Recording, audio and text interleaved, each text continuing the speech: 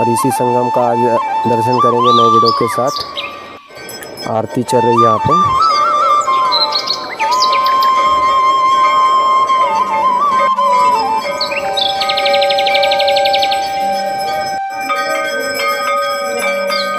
देखो गाइस, आप देख सकते हो उसी ऊपर से जो पीला वाला मंदिर दिख रहा है वहाँ से अपन आए थे। अभी अपन संगम के तरफ आए हुए हैं, आप देख सकते हो।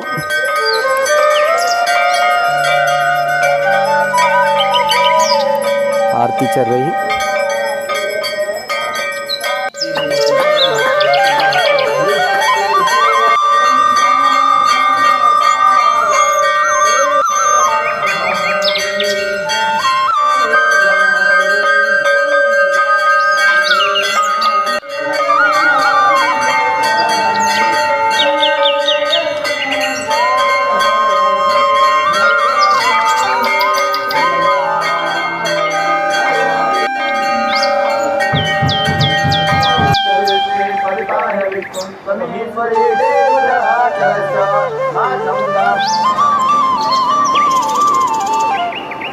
देखो, आप देख सकते हो।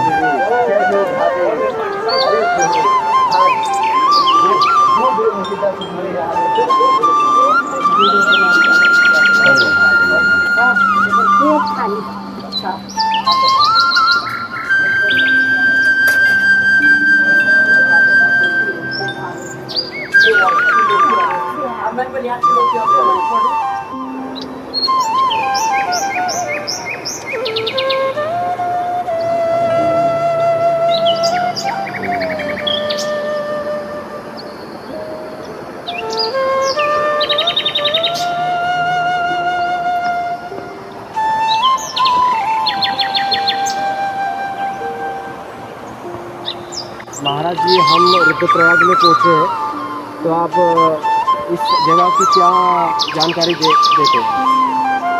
जय श्री राम, जय माँ चामुंडा। वैसे तो यहाँ पे ये इसका बहुत बड़ा महत्व है ये रुद्रप्रयाग का। वैसे इसका नाम रुद्रप्रयाग ही भगवान रुद्र के नाम से ही पड़ा है, जिसे हम लोग भागवत में भी सुनते हैं कि इसका जो नटराज रूप से इस रुद्रप्रयाग का जो नाम पड़ा है, नटराज रूप को ही रुद्र रूप कहते हैं।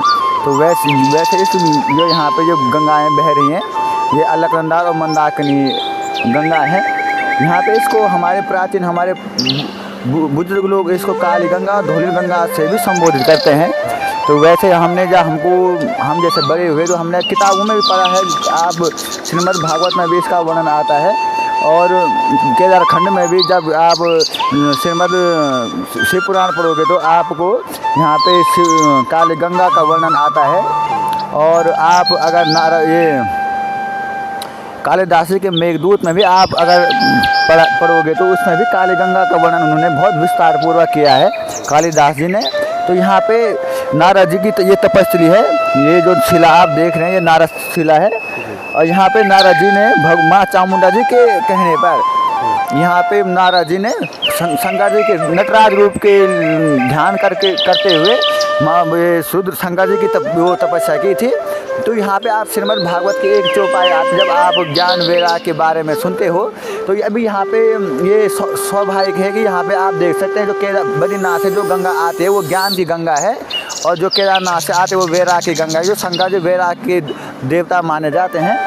तो यहाँ पे नारद जी ने जब वो बुजुर्ग हो गए थे, भागवत में इसकी एक कथा आती है, जब वो उनके समय से पहले वो ज्ञान वैराग्य बूढ़े हो गए थे और माँ भक्ति यौवन अवस्था में थी। तो माता जी के कहने पर नारद जी ने यहाँ पे शंकर जी की तपस्या करके और भगवान शंकर जी प्रसन्न होकर उनको संगीत का ज्ञान दिया, जो वीणा है उनको यहीं रुद्रप्रयाग में दी शंकर जी ने। तो जिसके कारण इस क्षेत्र का नाम रुद्रप्रयाग पड़ गया। तो ये माँ चामुंडा जी का मंदिर है। यहाँ पे माँ चामुंडा भक्त रूप में विराजमान है, और यहाँ पे रुद्रनाथ जी अपने रुद्र रूप में विराजमान है। रुद्रप्रयाग की ये विशेषता है। यहाँ से आगे कोटेश्वर महादेव जी का मंदिर है, और उसके आगे यहाँ क्रौंच पर्वत है जहाँ कार्तिक जी का निवास स्थान है। तो क्रौंच से संस्कृत का शब्द है, इसको क्रौंच माने मोर होता है। तो उस जहाँ पे कार्तिक जी का निवास है क्रौंच पर्वत, उस पहाड़ की बनावट ही क्रौंच पक्षी की आकृति का है। और वहाँ पे जो मूर्तियाँ हैं उसको देखकर हमारा हृदय गदगद हो जाता है। जैसे 12 वर्ष के बालक की जैसे ये चमड़ी उतार के जैसे उसके अंदर जो चमड़ी जो हल्का सफ़ेदपन रहता है, वैसे ही दिव्यमान वो मूर्ति विराजमान है। पहाड़ों में एक मान्यता है कि उस जो वो कार्तिक जी के उन पे घावों पे मक्खन घी लगाने के एक परंपरा हमारे पूर्वज से चली आ रही है। तो अभी भी हम भी जब भी हम कार्तिक स्वामी जी के दर्शन करने जाते हैं तो हम उनको घी और मक्खन का लेपन करते हैं, जिससे उन पे जो धूप की जो किरण हैं जो उनके शरीर को कष्ट ना दे, इसलिए हम उनको घी और मक्खन का लेपन करते हैं। जय श्री राम। हर हर महादेव। हर हर महादेव। जय श्री महाकाल। महाराज जी आपका एक बार नाम बता दीजिए। शुभम सेमवाल, यही हमारा निवास स्थान है मायकी मंडी में, और हम यहाँ हमेशा चामुंडा जी की आरती में सुबह और शाम जरूर आने की कोशिश करते हैं और आते भी हैं। और हम औरों से भी कहते हैं कि और अपने मंदिरों में खूब जाए, खूब भजन पूजन करें। और जय श्री राम। तो देखो गाइस, महाराज जी ने अपने को काफ़ी सुंदर यहाँ के विचार जो है, यहाँ का जो रहस्य है बताया अपने को। और ये यहाँ पे जो मंदिर देख रहे हैं ये चामुंडा माता का प्राचीन मंदिर है।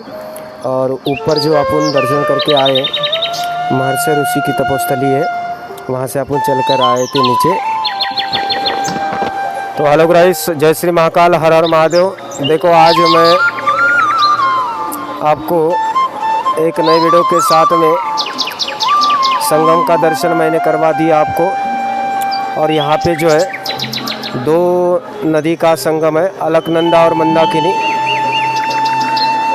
आप देख सकते हो। तो ऐसे नए वीडियो के साथ में आप जुड़ते रहिए और मेरे चैनल को सब्सक्राइब लाइक करना दोस्तों।